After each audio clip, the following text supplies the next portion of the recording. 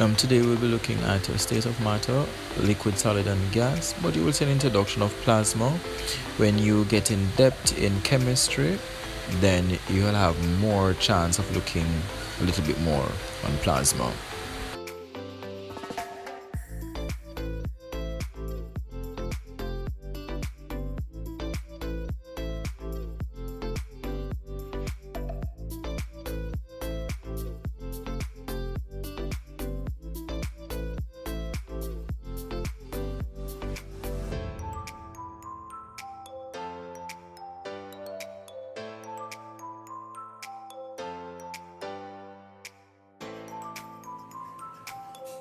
Good day, everyone. Welcome back. We are going to look at water in three different states.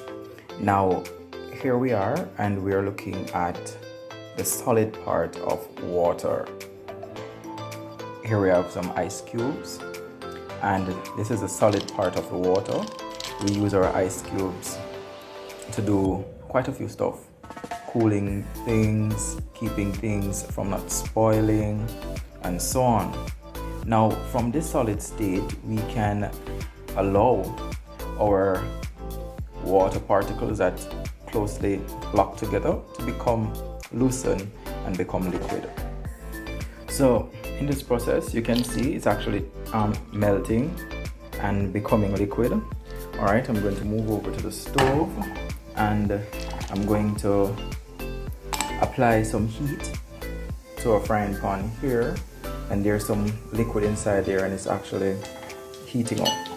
And when I had my cubes, you will eventually see that what is actually happening is that our ice cubes, they are melting, they are becoming liquid, and there are actually some steam coming from it, and from that steam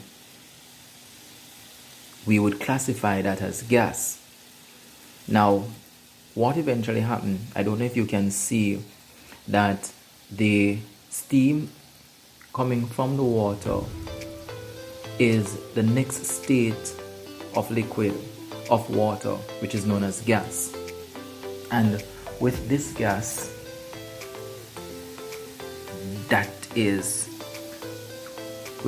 as I said, it become a part of our environment and evaporate in the atmosphere, and eventually goes up in the air and form cloud. And we ask ourselves, where does water go? You realize what eventually happened. It completely dry from the pot, right? All gas, from solid to liquid and to gas, and it's all gone.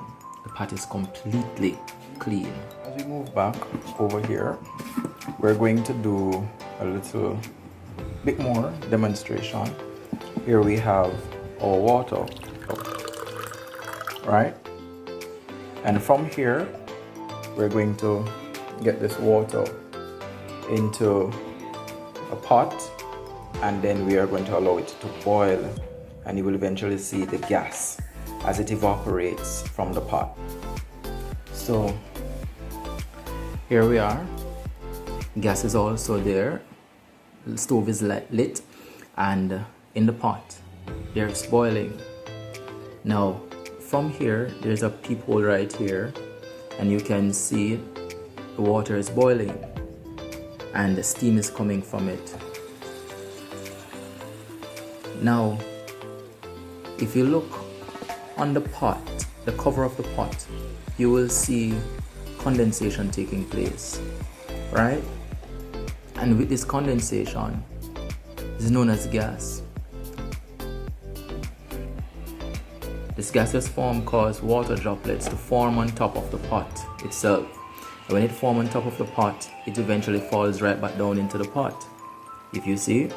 So this is like, it's actually pretending to be the top, which is the sky, and what happened, it creates this cloud, so to speak, on the cover of the pot, and then these droplets touch each other, and when they are actually full, it just runs right back down into the pot.